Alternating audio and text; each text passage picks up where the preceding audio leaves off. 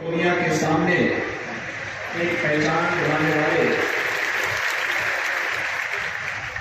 जननायक चंद्रशेखर जी की इस प्रतिमा और भव्य प्रतिमा के अनावरण कार्यक्रम में आज मुझे आप सबके बीच में आने का सौभाग्य प्राप्त हुआ है।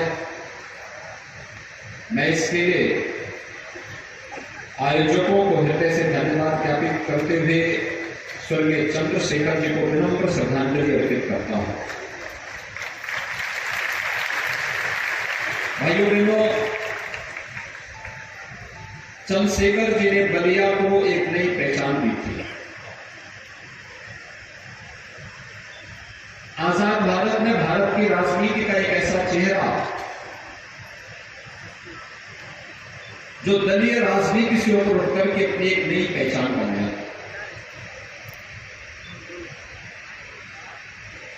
जिन्होंने मूल्य और आदर्शों की राजनीति तो की,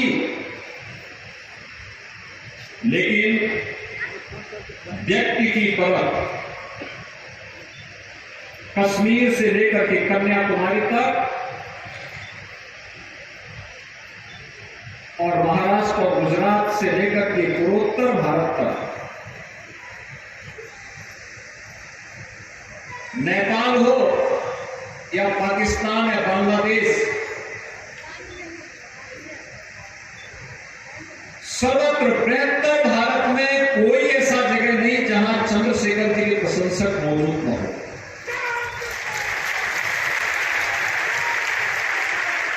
हर व्यक्ति के साथ संबंधों को बनाना और संबंधों का निर्वाह भी करना।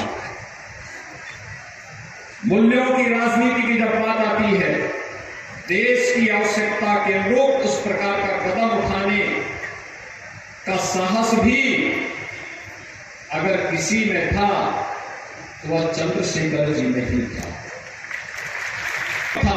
और ये बलिया का सौभाग्य, इस माटी का सौभाग्य है कि वह चंद्रशेखर जैसा सपूत इस माटी में पैदा होकर के उस धरती को एक नई पहचान दिलाया। और आज मैं से अपना सौभाग्य मानता हूं क्योंकि इस भव्य प्रतिमा के अनावरण का सौभाग्य मुझे प्राप्त हुआ है। दुनिया में कृषक उत्पादक संगठन एफपीओ के माध्यम से अलग अलग किसानों के द्वारा जो सब्जी उत्पादन होगा, वह सब्जी दुनिया के बाजार में बिक्री के लिए जाएगा। अभी यहां पर एक ट्रक का मैंने शुभारंभ किया है। भारत सरकार के एक्सपोर्ट प्रमोशन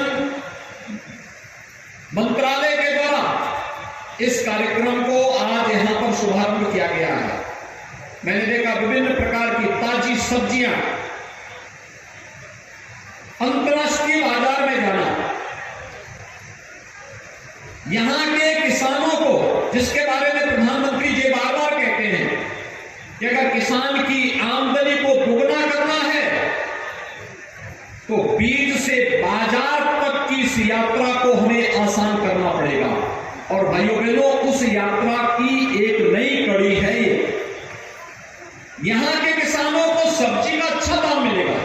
अक्सर होता क्या है कि जब सब्जी अच्छी होती है तो मार्केट में, लोकल मार्केट में दाम गिर जाते हैं और कभी कभी किसानों को उस सब्जी को फेंकना पड़ता है। जब बिकती नहीं, फेंकना पड़ता है, वो सड़ जाती है, खराब हो जाती है। लेकिन अगर वही सब्जी हमने प्रोसेसिंग करके, उसको पैकिंग करके और उसे वैश्विक बाजार में पहुंचाने का काम कर दिया, यहां से वो कार्गो से जाएगा, लेकिन अब तो हल्दिया से लेकर के वाराणसी के बीच इनलैंड वाटरवे यानी पानी के जहाज के माध्यम से जो बलिया होते हुए ही जाएंगे। और मैं चाहूंगा कि इस दिशा में बलिया के पास भी अगर तमाम एफपीओ यहां के कृषि उत्पाद को वैश्विक बाजार तक पहुंचाने के लिए तैयार हो तो यहां पर मल्टी मॉडल लॉजिस्टिक और मल्टी मॉडल ट्रांसपोर्ट हब बनाने की दिशा में भी एक अच्छा कार्य हो सकता है। क्योंकि बलिया से एक और सरयू जी मिलती है, एक तरफ गंगा जी मिलती है और इसके बाद गंगा नदी में पानी की कमी नहीं है। तो इसके साथ ही आज यहाँ पर तमाम परियोजनाओं का जो शिक्षा है, स्वास्थ्य है, पेयजल है, कृषि है, पर्यटन और सड़क से संबंधित परियोजनाएं हैं, इन सब के लोकार्पण और शिलान्यास का भी कार्यक्रम आज यहाँ पर संपन्न हुआ है। बलिया विकास की प्रक्रिया के तहत तेजी के साथ आगे बढ़ता हुआ एक प्रदेश का सीमावर्ती जनपद माना जाता है। इसके बाद बिहार की सीमा प्रारंभ हो जाती है। स्वाभाविक रूप से यहां का विकास हो, हजारों लोगों को यहां पे स्थानीय स्तर पर रोजगार और नौकरी मिलेगी। बलिया के नौजवानों को नौकरी और रोजगार के लिए प्रदेश और देश के किसी अन्य कोने में नहीं जाना पड़ेगा, बल्कि देश और दुनिया अपने नौकरी और रोजगार के लिए बलिया के अंदर आने के लिए मजबूर होगी। इस प्रकार की परिस्थितियां बलिया के अंदर पैदा करने की आवश्यकता है। सावन के महीने में काशी विश्वनाथ धाम का दर्शन करने के लिए 1 करोड़ श्रद्धालु आए थे। 1 करोड़ श्रद्धालु का मतलब होटल का व्यवसाय भी खूब फला फूला, टैक्सी वालों को रोजगार मिला, जितने रेस्टोरेंट थे उनको मिला, और साथ साथ जितनी भी दुकानें थी, मार्केट था, इन सबको भी मिला, गाइड को भी मिला, पंडों को भी काम मिला, हर तबके को काम मिला वहां पर। एक साथ पूरी इकोनॉमी को बल देता है पर्यटन। और फिर वो बाबा कॉरिडोर के बारे में भी जो बात यहाँ पर दयाशंकर जी ने और सांसद जी ने रखी है, और मैं चाहूंगा कि जिला प्रशासन को इसका एक प्रस्ताव बनाना चाहिए, इस कार्यक्रम को आगे बढ़ाना चाहिए। बड़ी संख्या में लोग आएंगे, पर्यटक आएंगे, इस दिशा में इस कार्यक्रम को आगे बढ़ाने में सरकार भरपूर मदद करेगी। दूसरा,